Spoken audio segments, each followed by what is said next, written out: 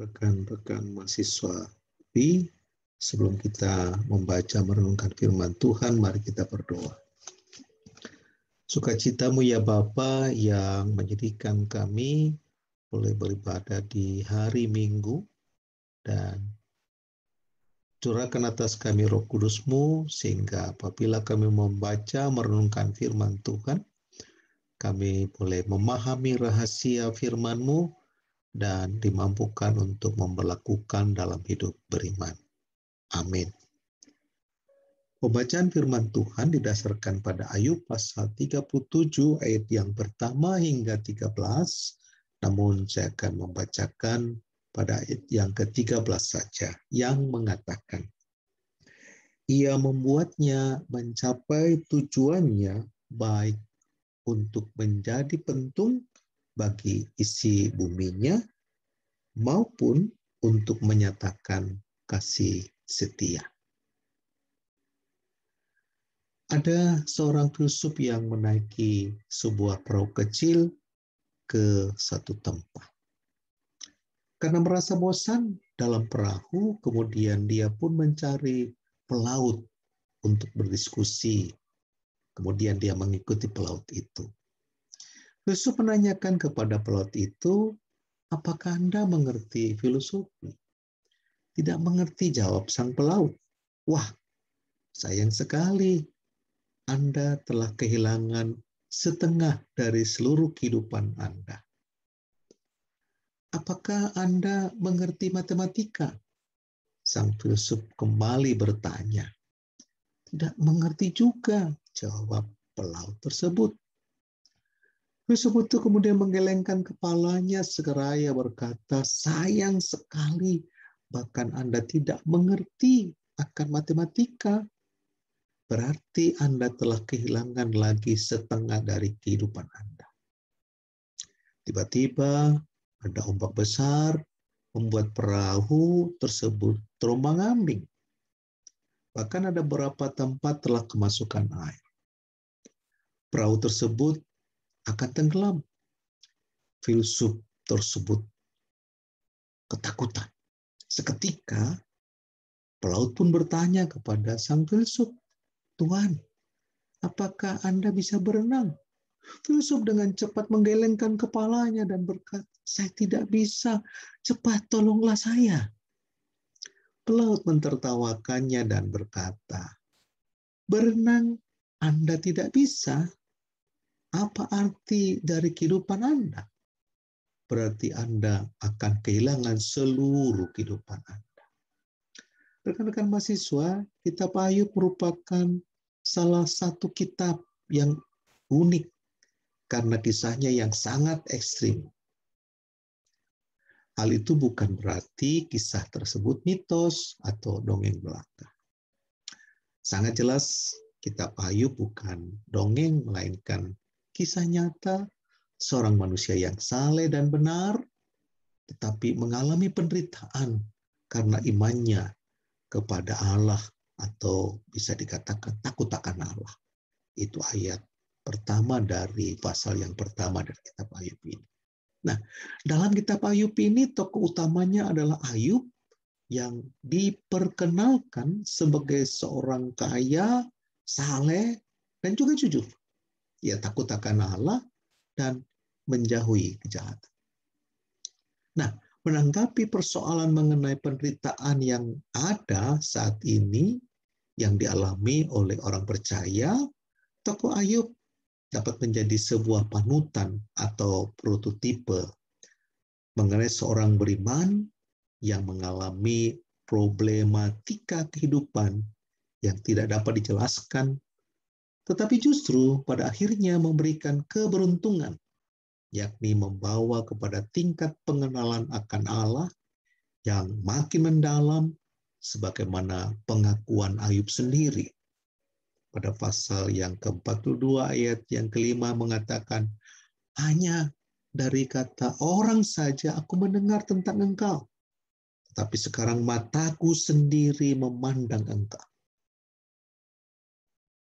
Nah, rekan-rekan mahasiswa, menurut saudara, apakah misteri di dunia ini yang menduduki ranking nomor 1. Apakah misteri hilangnya kapal laut dan pesawat terbang di segitiga Bermuda? Menurut laporan itu misteri nomor 8. Atau apakah monster Loch Ness yang berada di Danau Great Glen? Informasinya juga itu baru misteri yang ke-9. Atau apakah misteri kota Atlantis yang tenggelam? Ternyata itu pun baru peringkat yang ketiga. Nah, tahukah rekan-rekan mahasiswa apakah yang menduduki tangga pertama misteri di dunia ini? Ternyata yang menduduki puncak tertinggi dari misteri yang belum terpecahkan adalah eksistensi Allah.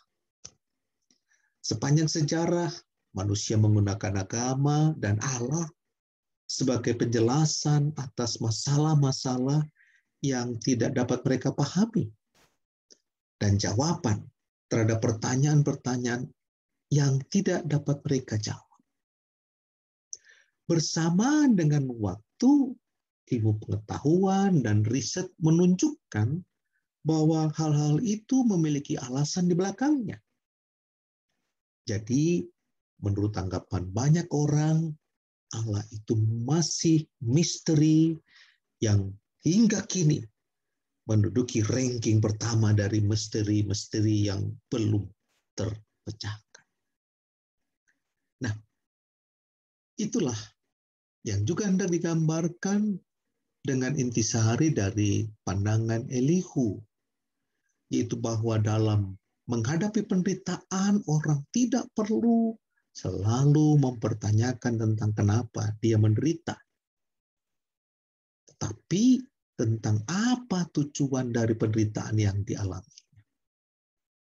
Dengan kata lain, jangan melihat selalu ke belakang, tetapi pandanglah ke depan.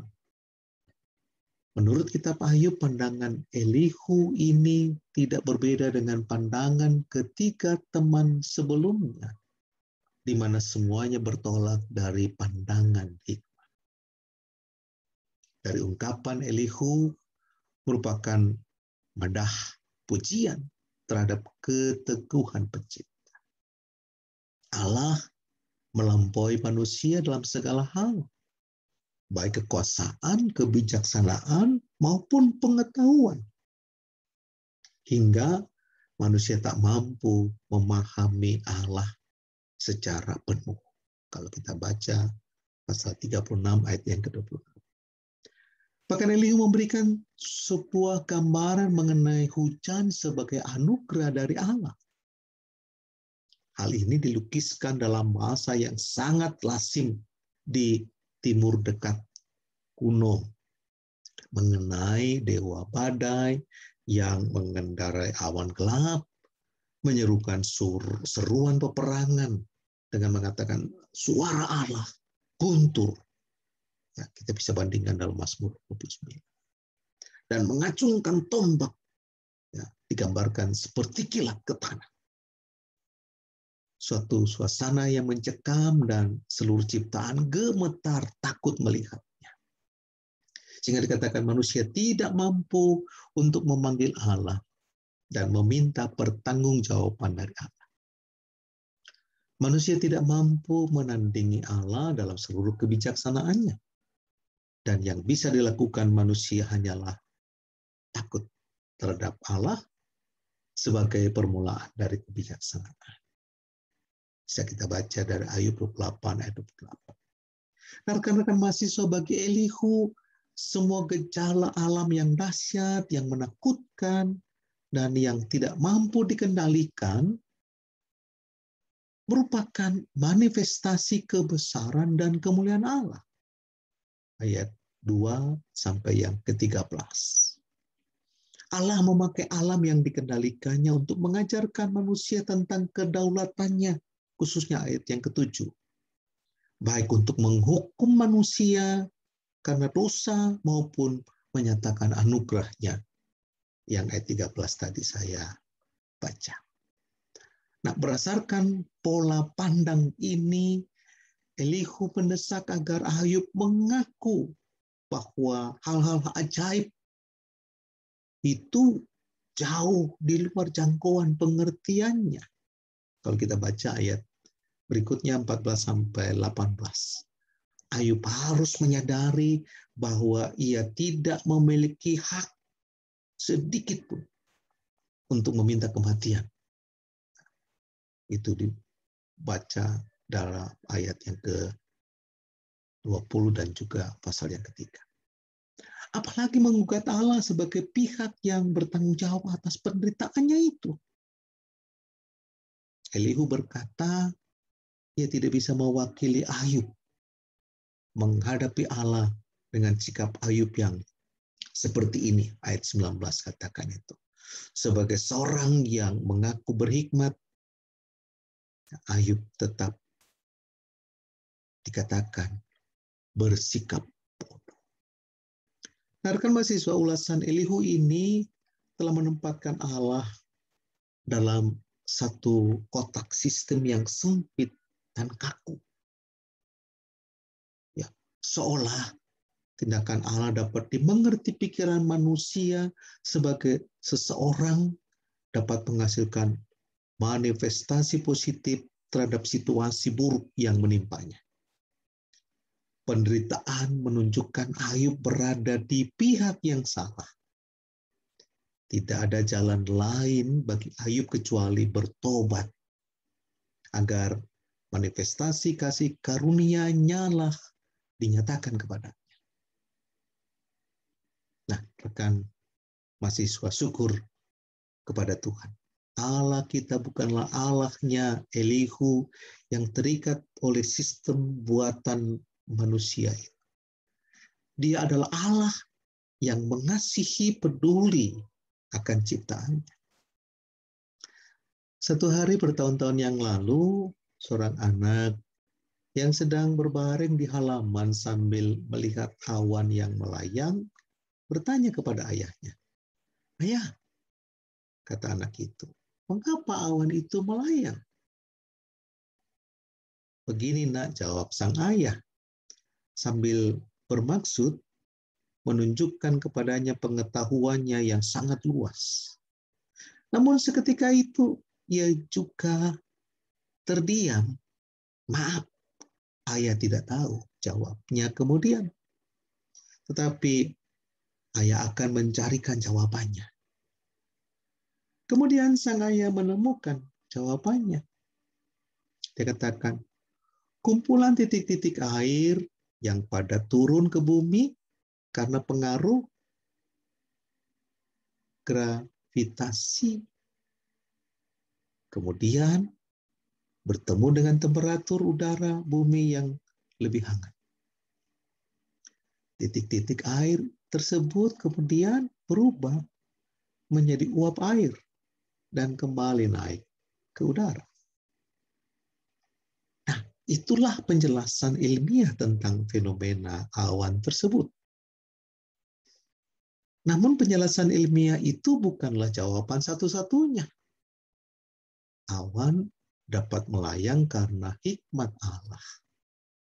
Allah telah mengatur hukum alam sedemikian rupa untuk menyatakan tentang keajaiban-keajaiban dari Yang Maha Tahu. Bahkan bacaan pasal 37 kitab Ayub ayat 16 mengatakan. Karena itulah awan dapat juga dipandang sebagai tanda kasat mata yang menyatakan kebaikan dan anugerah Allah di dalam alam ciptaannya. Jadi, jika nanti kamu melihat ke langit, kata sang ayah, dan memandang ke awan-awan, ingatlah ini. Pribadi yang menciptakan segala sesuatu dengan indahnya, itulah yang membuat awan-awan melayang di udara. Dia melakukan itu untuk menggugah kita agar mengagumi dan memujanya. Langit termasuk awan menceritakan kemuliaan Allah. Nah, rekan-rekan mahasiswa, kekristenan pada hal-hal tertentu dapat dikatakan masuk akal dan logis. Tetapi logika menemui batas kemampuan pada saat diperhadapkan dengan hal-hal seperti inkarnasi dari Kristus dan juga doktrin Tritunggal. Logika bukanlah Allah dan tidak boleh diberikan penghormatan yang hanya dimiliki oleh Allah saja. Kebenaran hanya ditemukan pada penghakiman Allah, bukan pada pengadilan logika. Oleh karena itu, kita harus berhati-hati untuk menghindari dua ekstrim yang biasanya diambil dalam hubungan dengan penggunaan akal budi dan logika. Di satu pihak, ada manusia yang menolak untuk menggunakan akal budi dan setuju pada iman yang buta. Di lain pihak, ada manusia yang memberikan logika sejumlah ruang untuk berdiri sendiri dan terlepas dari akal. Kedua, posisi tersebut tidak sesuai dengan karakter manusia sebelum kejatuhan. Manusia diciptakan sebagai makhluk yang dapat berpikir dan mengembangkan pemikirannya, tetapi dia diharapkan untuk menyadari keterbatasan pemikirannya dan kebergantungan akan logikanya kepada penciptanya. Maka melalui kisah Ayub pasal 37 ayat yang pertama hingga 13 ini, kita diajak untuk memahami dalam Kristus. Bukan hanya bahwa ia menebus manusia, tetapi juga agar umatnya kembali utuh sebagai gambar dari kemuliaan Allah. Dan itulah edukasi Allah yang sesungguhnya. Tuhan Yesus memberkati. Amin.